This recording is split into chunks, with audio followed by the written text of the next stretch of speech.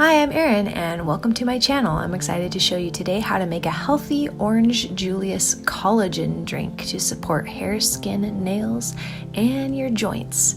Be sure to enjoy this drink first thing in the morning when you're on an empty stomach.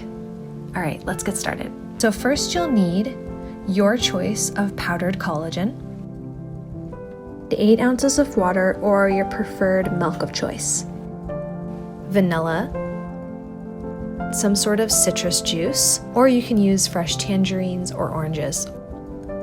Pour your water or dairy-free milk into a blender. Peel and add your fruit. Then 1 scoop of powdered collagen. 1/2 teaspoon vanilla. Honey or your favorite sweetener to taste. I like to use about 1/2 tablespoon raw unfiltered honey.